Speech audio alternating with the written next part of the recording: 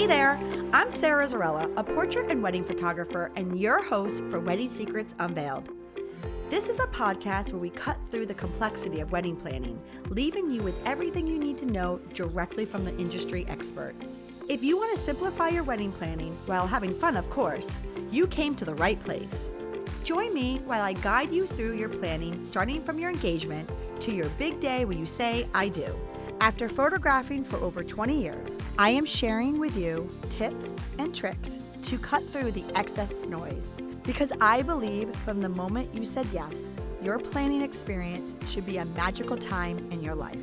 Here you'll find episodes that are fun, stress-free, and straight to the point with a fresh, honest take on the reality of what you really need to know about planning your perfect day.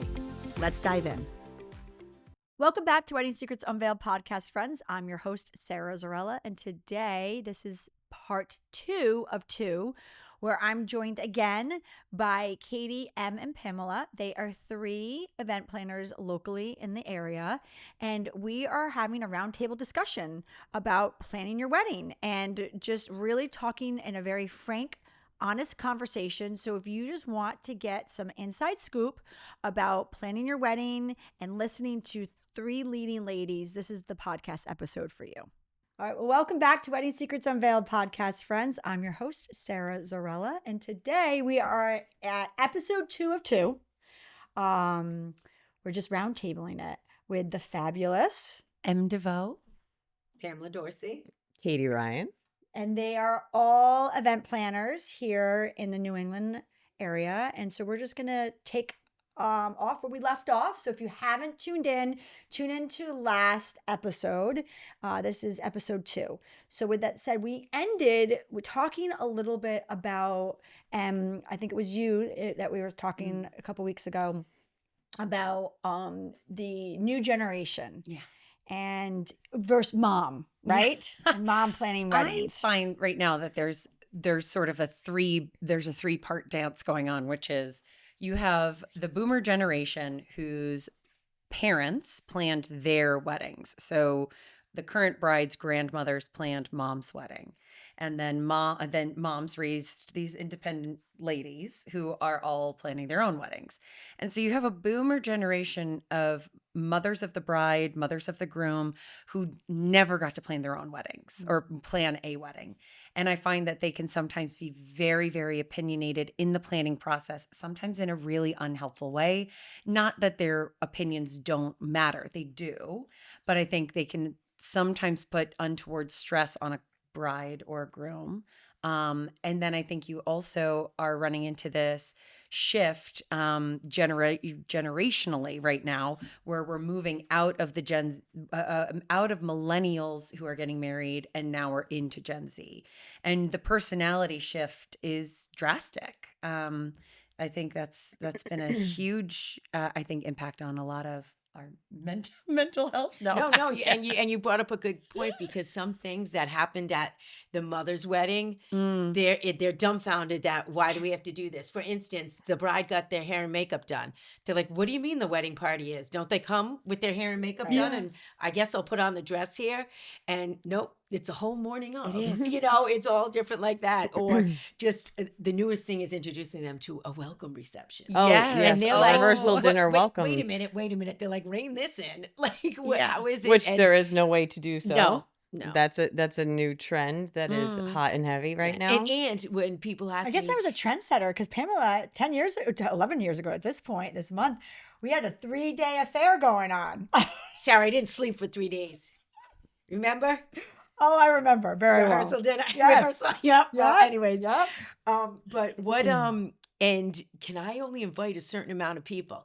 Well, not really, because it's not fun for me when someone had come up to me and said, did I miss something last night? And I said, no, it was just for the out-of-town guests. Yeah. And so I said, I tell them that. I said, and the same thing with the breakfast. Sometimes people talk at the reception and they're like, is there a breakfast the next day? What am I supposed to say? Not that I know of. I didn't even think about that. Yes. I mean, what Pamela and I were talking about, and for the listeners, was when I got married, Steve, my husband's out of town. So we had like a 3-day thing, ultimately for the out of town guests. But Yes. I felt weird only doing that. So I invited everybody. So it was like 3 weddings. But it was Basically. very new to the scene of doing welcome Yes. receptions and, So and yeah, you were even- the trendsetter. and the breakfast. But Like, I it was also very- drove Pamela crazy because it was like that was during the time when like you put like a sign for everything. Like Yeah. this is Oh your my gosh. forks. we had a This is podcast your about this that. is your wedding cooler. This is like This it's is like, the oh my guest God. book. This is the guest book. This is a photo booth. I'm like, it couldn't have been in your face anymore that it was a photo booth. But we had a sign that said this is a photo booth. And like you got dropped off. Oh my right God, to- how right- happy are we that there's I no know. more donut walls? Yeah. Oh, I know. Right in front of the ceremony. This This is is the a donut ceremony. wall. Yeah. No shit. No. This is the ceremony. No, but I didn't even think about that. You're right. People are coming up to you and you're navigating like, is there this event going on tomorrow? There's not event going on tomorrow. So what do you do? First- Yeah, I first feel time that I'm I hearing. feel that way just about planning in general too. If I'm not involved, I like to be involved in rehearsal dinner because ultimately that's the guest's first experience. And if I'm not even showing face or making sure that at least runs a little bit smooth, I don't have to be there for the whole time. You know, professionals know where we're supposed to be when. But the next day, if something were to go awry at rehearsal dinner and the welcome party, they automatically assume that I am a part of that event, which doesn't reflect, obviously, well on myself or my business. So, and I just think it's important to also note that this is a whole other event. It's another day. It's additional staff, it's additional hours, it's venues, it's additional planning meetings, floral meetings. It's just a whole other event on top of your wedding day. So there's a lot of moving parts that go And not into only that. is it an additional day, but there's so many activities that happen now. You have sometimes a sale and a rehearsal dinner and a welcome party, Tennis match, a after beach parties. day. Yes, all of We're the doing things. tours in Polo. Newport at 12 o'clock on the wedding day. Yeah, it's so many little moving. But I will say pieces. brunch is leading Yeah, out, which you- is I was fabulous. going to tell that, Because I yes. also think that that's the way to save Suddenly. on cost. Yes. You know, Suddenly. More I people make are saying yes and are not showing up for breakfast. Yeah. And I was just telling parents this, and the dad goes, I have to tell you, we're guilty of that. We just did that 2 weeks ago. exactly. He goes, it's not, we weren't hungover. We were tired. Yeah. Well, I always partied tell out. them, put yourself in the position of going to your friend's wedding. What is it that you actually don't enjoy doing? Drinking until 12 or 1 in the morning and then having to get up at 9. Yeah. Because Yeah. that's you what know. time the hotels can do brunch. Yeah, I or remember- whatever time we have rented. And that's a whole nother venue rental. And that's a whole nother, you know, Mm. so when we're talking about costs and why are things so expensive and why, I mean, it doesn't have to be. You can certainly compromise on that kind of Yeah. thing. And navigate one couple, and we can move on from this. She Mhm. nailed it. They were from the South, so we did the groomsmen luncheon, the bridesmaids luncheon, a wine tasting, then the rehearsal and the welcome and the wedding. And on the Sunday, they said, meet us at the landing for Bloody Marys at 12 o'clock if you want to. And who showed up did. I go, you nailed that. Like, that's it. Like, Yeah. nothing is hosted, like, or it was hosted, but nothing is like, you know, set in concrete or anything like that. And they said they had a ball. You know, Okay. there was no like, if, you know, check the box if you're coming here, nothing of that nature. But I said, what a great idea. That's fun. Yeah. I got a random question for you guys, totally off subject, but just a random question. What do you feel about vendors, not vendors who come and set up and leave, but vendors who are on site wearing their branding attire at weddings? Are they there for the To work. entire process? Of, Yeah, just It's or a funny you portion say of that. that. So I have one of my assistants who's been with me for 2 years. She got really into cricketing, and we've been rocking fanny packs now for the entire time I've been in Can't business. live without it. I know. And as a surprise, she put my logo Yeah. on all Aw. of these fanny packs, Love it. and they look stunning. And we always wear the all black. We're ninjas in the background, but it was one of those things I didn't seek it out. It's happened. And I was like, I'm kind of digging this. And we've had so many more people, instead of being like, well, I don't know who that person is. That's part of the planning team.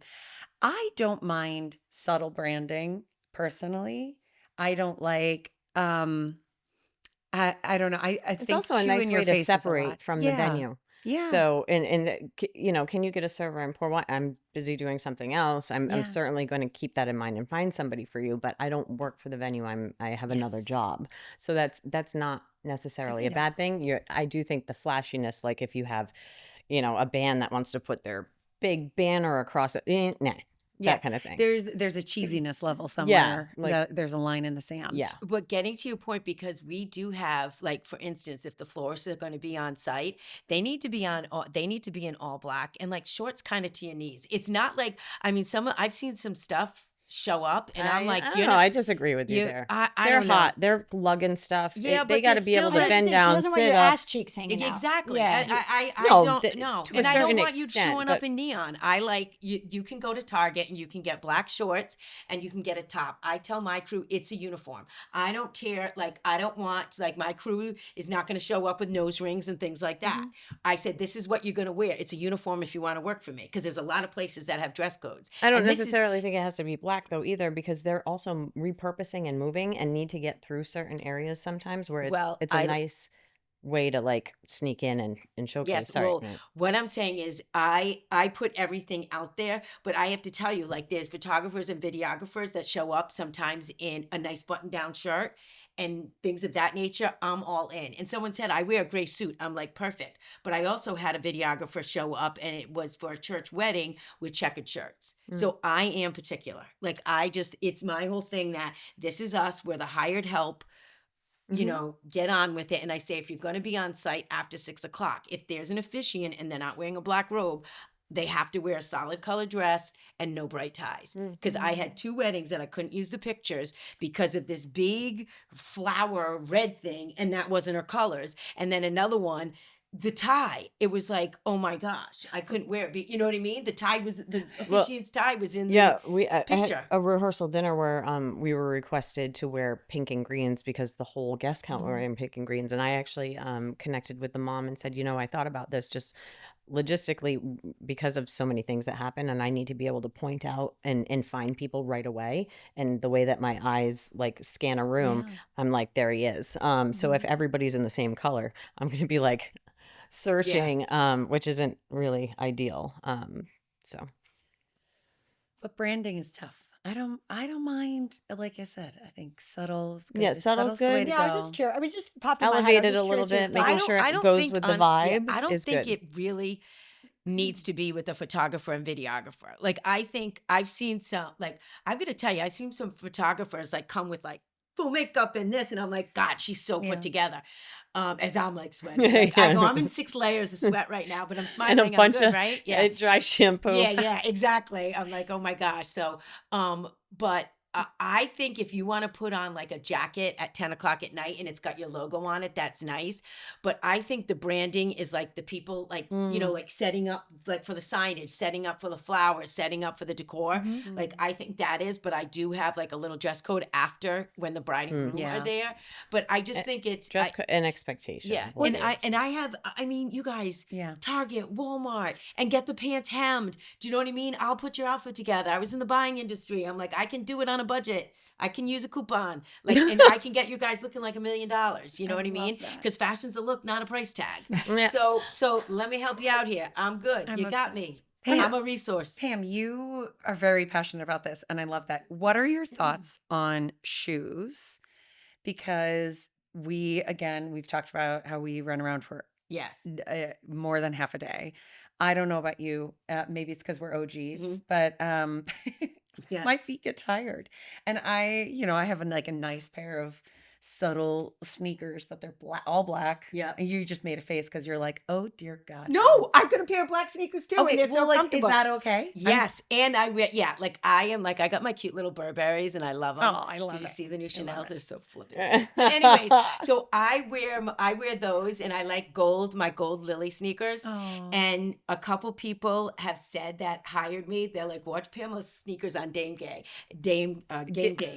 And I didn't even think about that, but I will tell you, I do monitor what my crew wears, but black sneakers, yeah. So I this saw you wasn't at on an the event, Pamela, people. you're rollerblading all around because of roller skating. It was a roller skating party. That was though. I did Do you see wanna that. I get saw that on that's social On media. Marble House. I'm at Marble House. Marble House. It was 6 pair of gold you roller you skates come sported in. that. And I look at them and I go, oh my gosh, just to let you know, I competed all my life. I was a figure skater and I skated synchro and I still coach skating now.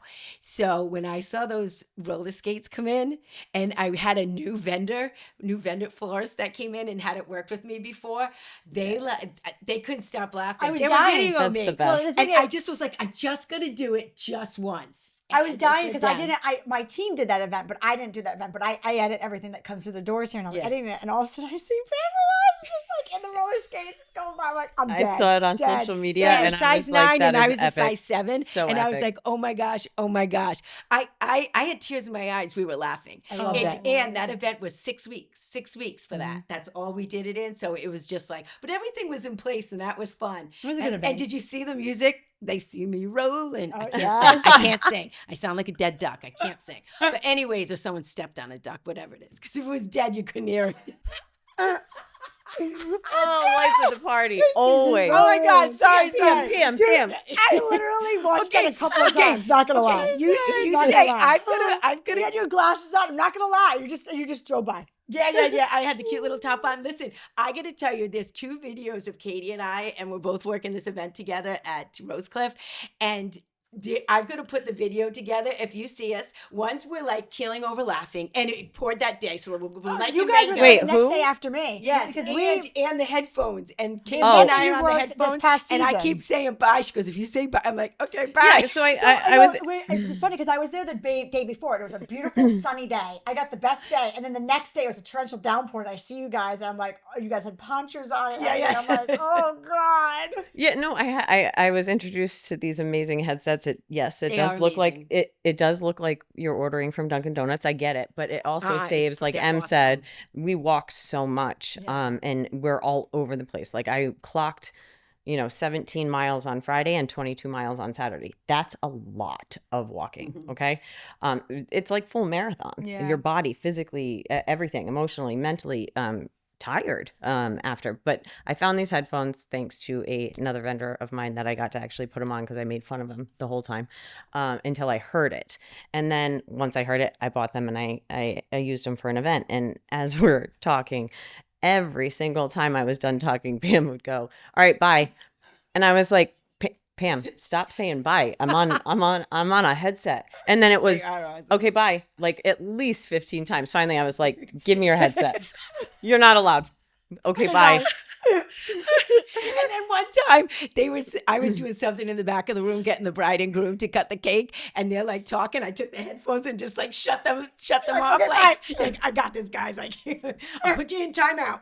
And then I went about my thing. It was so funny. fun. And they're both looking like, there she goes. But they are best. But what I'm getting at is there's pictures of Katie and I just laughing, like at these events and whatever. We have fun You like have to, that. yeah. I mean, you Yeah. work so You long do. for such a long amount of time, so many details. And then when you're on site and you have a killer team and trusted vendors and people all know what they're supposed to do without you having to micromanage is amazing. Oh, And, laughing and making it fun for everybody too, where it's not just, one of the best parts I think about being a planner, or something that I'm happy about or that I'm proud of, is when I leave an event, not only are my couples happy and the family and the guest experience is wonderful, to leave an event and then to get emails or text messages or phone calls saying that was amazing to work with you, or from the vendors back because you made that experience, not a nightmare, is amazing and really important, I think. There's these little awards in your work that you have to seek out, and that's what keeps us all going.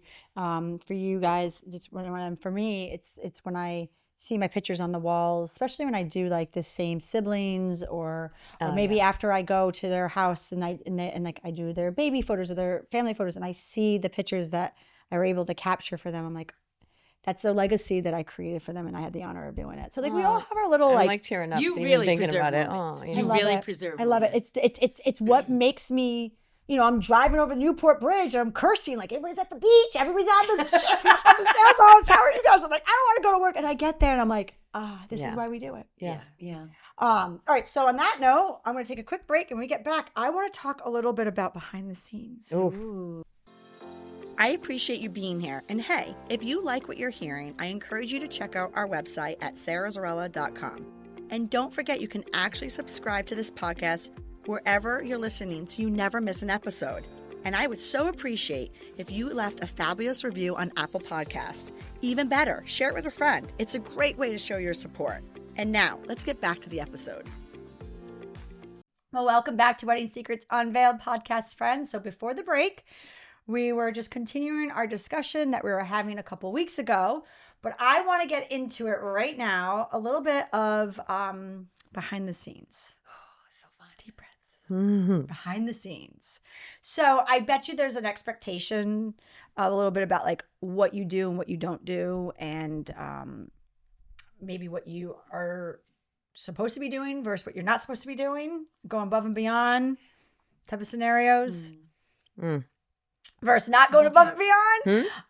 I said a little bit. A lot of it. I'm pretty sure if everybody looked at their contraction, I think if everybody looked at couples or clients looked at their contractual agreements and actually looked down the list of items that we provide for our services and what we get paid for, I'm pretty sure there's a whole other list of things that they would notice at the end of the planning that we do. Again, just because I think naturally we're people pleasers, we do this for love, and we want to go above and beyond. There's 1,000 things that I could think of right off the top. And one mom said, I compare you to a real estate agent. Yes, you're there to sell the house, but if the basement gets flooded, I got to figure out how to get the basement dry, but it's not in a contract. You know, at the end of the night, I have an older couple, maybe transportation had just left. They want to get out of there. I'm ordering them an Uber. Am I sending them a bill after? No, I'm not. Things like that make it smooth. All of the guests enjoy it. I mean, there's so many behind the scenes. The guests are sending me all the pajamas. I've got the hangers. I'm steaming them before. I show up with them. Their names are on them. I'm doing welcome boxes before. Like there's just, there's a certain amount that gets done way before. Like I say to people, a well-styled event begins long before the guests arrive. That's my little motto. And that's not just to do with styling. That has to do with everything that it encompasses. Getting back to Katie, like what's on the contract, like for welcome back boxes, I had to put that. I deliver within 5 miles of Newport. I had someone almost want me to go to Connecticut. I had to put that I do that, like per this contract, it's up to 100 welcome boxes. Do you know, like things like, and I have to put, ask you that. You have to put perimeters, and everything has come into play because of things that happen. Like I just, for the last 2 years, I have a wellness clause because as planners, we've talked about, like I am not, and one mom said, then you're protected and not me. I said, well, for the fact that you have to say that, I might not be a good fit. Are you saying you're going to be raising your voice to me and be a nudge? Like what? Do you know what I mean? I'm like, if it has to get to that point, that's a lot. But I have to put it in there because just for safety. Yes. Because we've experienced things that made us change our thought process, unfortunately. And there are couples that have, I don't want to say ruined it for other couples, but we have experienced, I'm sure I can speak for all of us, that you experience in a situation or something comes up that wasn't expected and you don't have a clause or you don't have protection and you're just doing it because you have to, but it's also like way above and beyond, and it starts to affect your other couples, which is where that's when I have probably that's where it bothers me the most, is when it starts to kind of lean into the other couples and their time, because I like to give everybody the same amount of time.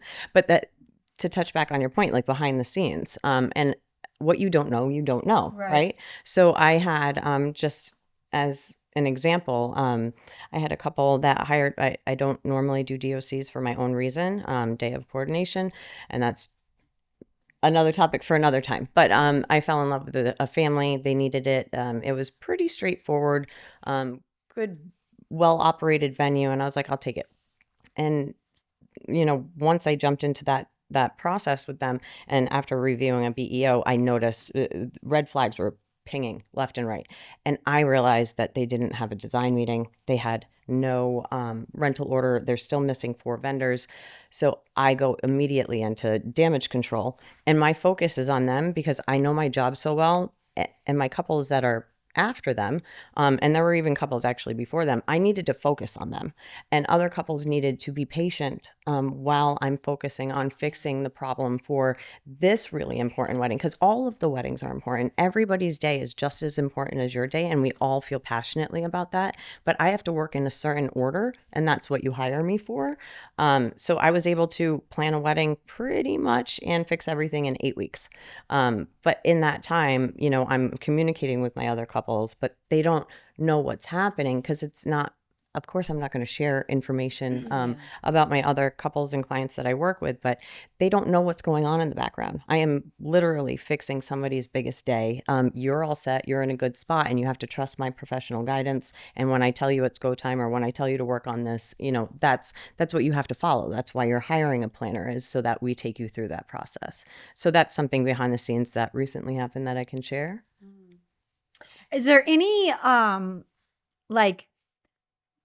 thing that you find that you're constantly asked that you have to educate the client, be like, that's not included, but I can for obviously it's an add-on, or anything that is included that you're constantly doing that is behind the scenes that, people don't realize until you have to do it, I guess is what I'm trying to say. I know it's a tough question. I know Can you repeat the question? I guess there's certain things, what, Sara, this is going to sound so minute, but packaging everything up. That's what I'm talking about. Is there something so that they don't know that we package and label everything, and that when we go to drop off welcome boxes, that place has got a list of everything and how many and a picture of the welcome box on it, and I took down the person's name. They just think it got dropped off and it magically got to all those people. That's what I mean by is there something that you do all the time that people don't realize that you're doing? And again, I picked the client dropped off everything. Well, I put the programs in a cute little glass vase and I put a bow on it. I put the programs in a basket and then I put a little ribbon on it. All the colors of her wedding. Making amenity baskets. Yeah. So, what if they don't cards want them, at the I end do of the them night? anyway. How do you guys handle cards? Because there's such a liability there, right? Okay, I am Italian, and we get cards. We never even we call them envelopes. Did you get the envelope? You get the envelope when you're christened, first communion, everything. At my wedding, we had 2 times that my cousin took them out and put them in the trunk of his car, and then the parents took them and used to do them back in the day. So this is what I do. Right after the cocktail hour, when things have kind of died down, I take them all, I put them in a drawstring bag. It goes in my backpack because I have little Kate Spade, love it. It goes in there and I keep it with me everywhere. At the end of the night, I take it and I have a point-to person, usually one of the parents, and I give that to them. Okay. And I said, this has not left my sight. And it's hysterical. And if it's not on me, my assistant has it. So that's, everybody does things differently. Yeah, but I do. I deliver to, at the end of the night, I bring everything back to a mutually agreed upon secure location and drop it off at a house, because a lot of times people are going out to after parties and I just don't trust it. I just want everything in one spot. And then we're done. I take a video of it too, and so it's same. Smart. When I bring everything back to their house, I just have a video, and I always send it to them. And I always go, "Please don't laugh. I'm very tired." But I'm dragging a box, and I was like, "This is where I've locked this." And I videoed a refrigerator, because it was 2 refrigerators, and I opened it up and I told them where I put the gluten-free everything, because I was the next morning, and then I opened up, it was at their house, I opened up this random cupboard and I put the sterling silver stuff that they had around the cake. I put it in there and took it, and they're like, "Pamela, we would have never found it in that cupboard." I'm like, "I know, but I didn't know where to put it because there were people staying at the house." But I do that. Thank God for that. Yeah. We didn't have that back in the day. No. Yeah, no, that's what I mean by just these little simple tasks, but they're big tasks, because like you said, at the end of the day, you need recourse if someone says you didn't deliver these welcome baskets or this or this or this, and you have it all nope, I did this, this, and this. I do have to say, I make the wedding party responsible for the stuff in the suite, because there's so many of them, and they're like, "Where's this? Where's that?" And I make a little joke of it. I go, "If you guys have to use the buddy system to keep track of your stuff, please do, because I've had it where they're texting me and I got like some kind of like nasty text, and then come to find out they're like, oh my gosh, the best man took it. So sorry. Yeah, Oh my end of the gosh. night, they think Yeah. they're helping and they grab each other's bags. And I always get frantic people coming to me going, I lost this or my shoes are missing. And I say, when you wake up in the morning, I can promise you that you will find it because one of your friends grabbed it. Yeah. But we do get calls until 2 or 3 in the morning during I'll that take time. all the brides and all the groom stuff, like all of that. Mhm. I do my best, and if they want the bouquet and things like that, but the wedding parties, especially when they're bigger and who's doing what, I make sure there's nothing in the suite, but like, Yeah.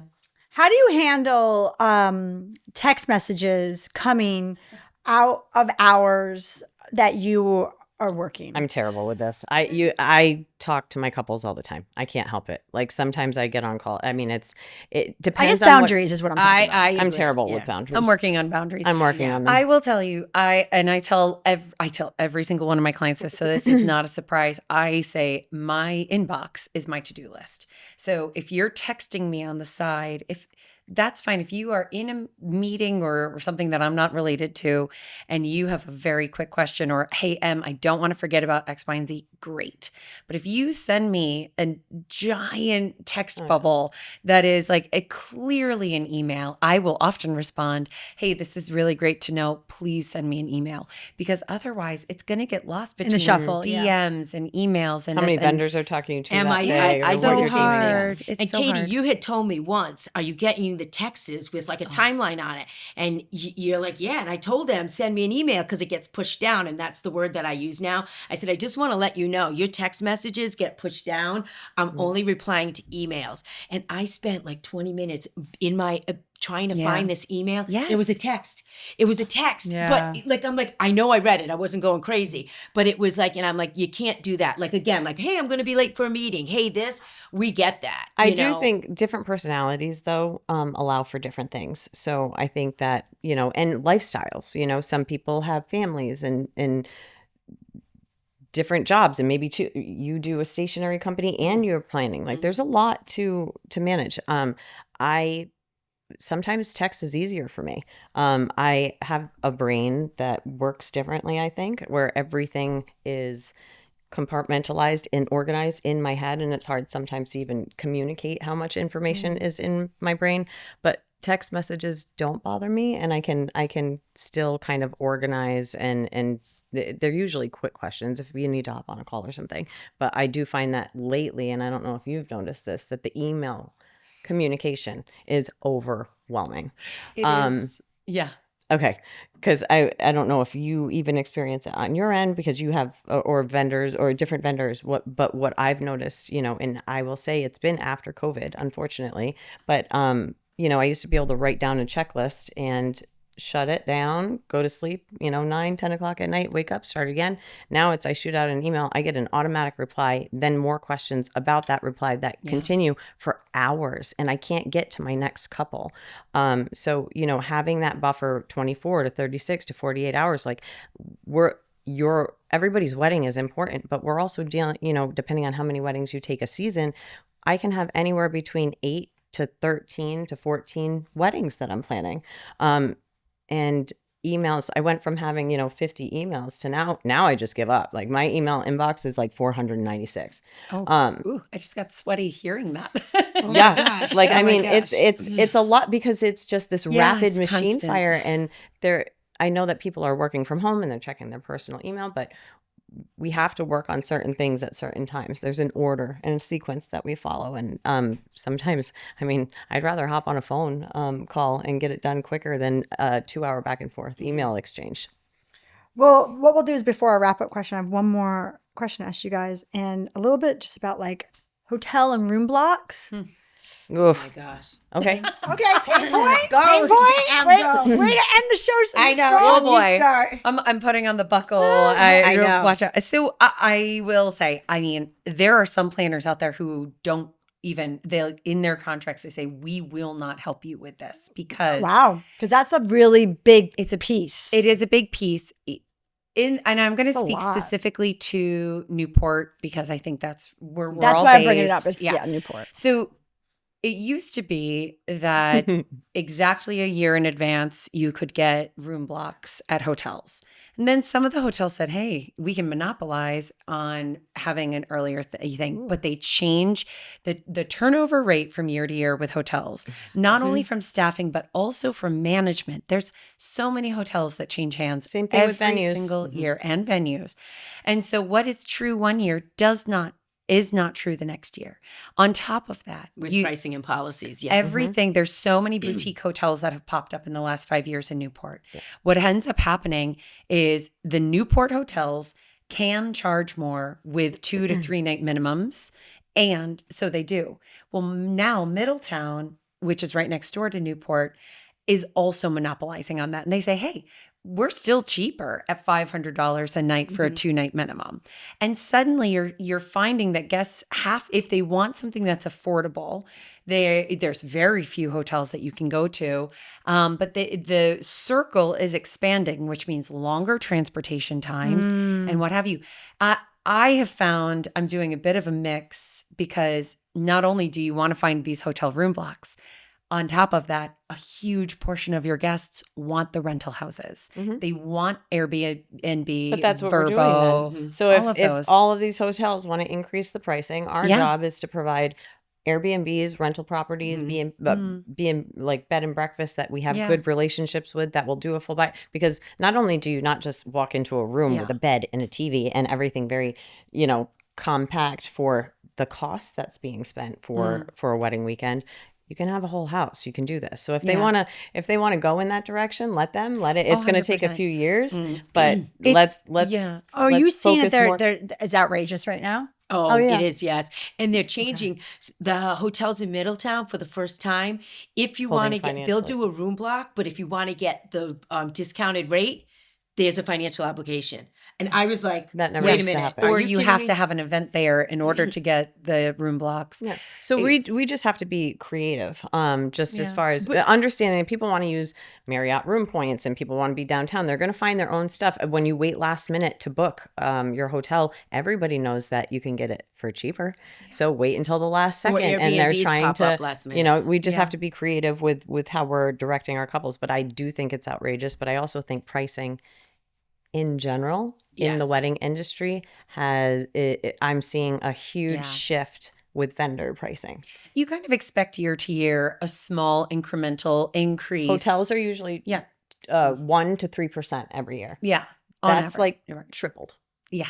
And then but flowers and venues, and I understand, yes, and I understand with like the flowers, like this is what we're dealing with, like with overseas and with that. But it just, no matter what's causing it, it's all inflated. Probably, do you think the highest percent went from 2023 to 2024? 100%. I do. I think 100%. That was the highest percent, because I was getting things. I did a budget and then I start getting things back, and I'm like, whoa. I've had to increase. Yeah, I was like, I usually do like 4 or 5%. I was like, this is not, this is, we're talking 8 to 10, and it was like that year.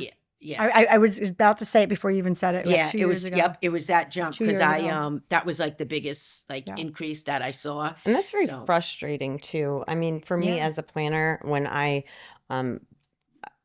I'll use a photographer as an example, but there's a photographer that was charging, for a wedding weekend $14,000 and then increased to $28,000 in a year. Yes. I can't justify that in my head to my couples when I know other photographers that have the same style, same personality, and that charge a fraction of that cost. Why would I be recommending them at that price point? I know everybody's different. Everybody has different, expectations of what they want. Yeah, I'm not one to say what you should be charging, what you shouldn't be charging. That's a personal preference and your value, and that's fabulous. But my job is to know the market in every category and be able to guide them in the right direction without getting ripped off. And it's hard. And how do we as planners work for a year and a half? You took the words literally out of my mouth. We're working with them for a year and a half. The band's getting paid more than us. Yeah, 300 and something hours. We're on site from 7 a.m. to 1 in the morning, or every planner does things differently. But then bands come in for 4 hours. 1 hour of that is eating and making sure that And they a have two 15-minute break. 20-minute breaks, right? Yeah. And they're charging $15,000 to $20,000. Imagine what they eat at cocktail hour. I just think that is wild to me. That people don't see that. And what somebody actually explained to me is, and it makes sense. You, as a photographer, band, a videographer, you get a tangible item. Planners do not have a tangible item to show you right off the bat. We should be able to pay for our cost with our experience, and you have us throughout the planning, soundboard, making sure you're making right decisions and executing. But we don't have that tangible item to show our worth, and it almost feels sometimes, if you don't have the right couple with you, that you're trying to prove your worth throughout the entire year and a half, which is exhausting until after the event. And when the event concludes, it never fails. The text messages, the thank yous, oh my gosh, I didn't realize how much goes into this, how involved you actually are, what you're doing behind the scenes. It never fails. And I think that people really should start talking about what we do. Like I said, TikTok videos where it's like moving a fork or turning a table sideways. I'm like, I wish that was that. I wish I could do that. Come in and be like, okay, you move this I can't do those videos because there is one, I almost feel like it's a joke because of how important and how much we actually do. Yeah, it diminishes. Yeah, thank you. The Saying what that. we actually do. Yeah, that's what I find. I know. And I had one a photographer that is just dabbling a little bit in the social media, and she did this video and she sent it to me, and I looked at it and I was like, she's like, you know, my daughter did this and kind of captured, you know, ended up when I was going through it, capturing things that you did. And I was like, oh my gosh, like I didn't even realize it. Like I'm with the maid of honor doing this and it's in the video. And then I grew attached to the little ring bearer and he's on my hip and I'm doing this and he goes down the aisle and he's not even at the aisle. He turns around and looks at me and he's waiting and I run back, grab him. And it's just like funny. And everyone goes, oh, like, and kind of was waiting for me, but like just in the bride ride, you know, going in the thing. But you don't realize it until you almost see it on video. Yeah. You know, you're like, oh my God, I got the bride's water. I got this. Like I had to make sure, I mean, you know. While you're talking to vendors, while you're making sure timeline's going, Yeah. while you're fixing a guest issue, while you're gluing a shoe back together because it fell. I mean, it is endless. Yeah. It is Yeah. endless. So don't ask us when vendor meal is. Yeah, I know. That's the thing. Well, with that said, I want to thank you all for joining me on this week's episode of Wedding Secrets Unveiled. Thank you for helped having us. This was actually Yay. really fun. Oh, this was great. Yeah, This this was Thank fun. Thank you. I think it's important to get the information out and inform people and give direction and Absolutely. guidance and however we can help. And so you helped all of our listeners become one step closer to their stress-free wedding planning. Yay. So what I'll have on our show notes is I'll have information of how you can get a hold of all of our guests today. We're also on YouTube, which is on Sara Zarella Photography YouTube channel, and also too on our podcast show notes, which is on our blog. So thank you. Thank you, Sarah. Thank you, Sarah. Thanks. Thank you for listening to Wedding Secrets Unveiled. I appreciate you being here. And hey, if you enjoyed this episode, I want to tell you something. I encourage you to check out our website at sarazarella.com. We love photographing while having fun, of course. Check out our podcast page on our website for our show notes along with upcoming episodes with your local wedding experts. Listen in as we help you plan your epic event. And don't forget that you can actually subscribe to this podcast wherever you are listening so you never miss an episode. I would so appreciate if you left a review for us on Apple Podcasts. Even better, share it with a friend. It's a great way to show your support and let us know what you think. If you know any wedding experts that would like to be a guest, we have a link directly on our website where they can let us know. Thank you for listening.